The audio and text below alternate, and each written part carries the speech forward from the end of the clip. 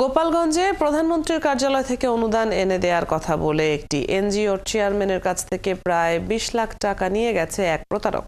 টাকা নেয়ার পর প্রধানমন্ত্রীর কার্যালয় থেকে ৫ কোটি টাকা অনুদানের চিঠিও এসেছিল, কিন্তু সেটি ছিল জাল। ডাক্তার রানান নামের এই প্রতারক এখন তার ক্লিনিকে এক রোগী মৃত্যুর মামলায় কারাগারে। গোপালগঞ্জের প্রতিনিধি আজিজুল ইসলাম রনির প্রতিবেদন। গোপালগঞ্জে ভাড়া বাসায় ক্লিনিক চালাতেন ডাক্তার MS রানা। নিজেকে প্রধানমন্ত্রীর কার্যালয় সহ মন্ত্রী, MP ও উচ্চপদস্থ আমলাদের ঘনিষ্ঠ বলে প্রচার করতেন তিনি।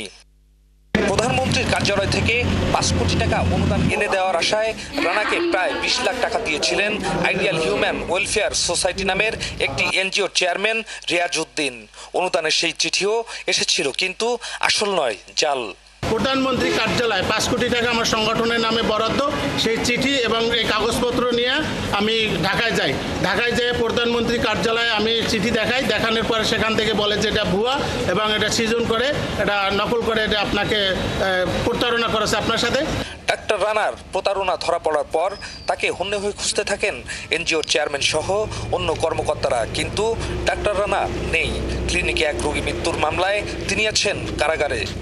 তার কোনো সাক্ষাৎ আমরা পাইনি। আমরা গোপালগঞ্জে আসছি, সেখানেও তার কোনো সাক্ষাৎ পাইনি এবং তার কোনো হদিস পাইনি। তো আসলে এই টাকাগুলো আসলে আমাদের সকল স্বেচ্ছাসেবী ভাই বোনদের জমানো টাকা। সকলের কাছে আমাদের আবেদন যাতে আমরা এই বিষয়টা নিয়ে সুস্থভাবে তদন্ত চাই। ডাক্তার রানা হিসেবে আমরা চিনতাম, আর উপরে সাইনবোর্ড আছে মা মমতা ফাউন্ডেশন। হ্যাঁ, কিন্তু কি দেখি এটা, আর উনি সম্ভবত ওই যে কোন স্কুলে যে ভিটামিন ক্যাপসুল এগুলো খাওয়াইতো। টাকা ফিরে পেতে গোপালগঞ্জ সদর উপজেলা নির্বাহী কর্মকর্তা ও থানার ভারপ্রাপ্ত কর্মকর্তার কাছে অভিযোগ করেছেন রিয়াজউদ্দিন। তবে এ নিয়ে কথা বলতে চাননি প্রশাসনের এই কর্মকর্তারা। আজিজুর রহমান রনি, ৭১, গোপালগঞ্জ।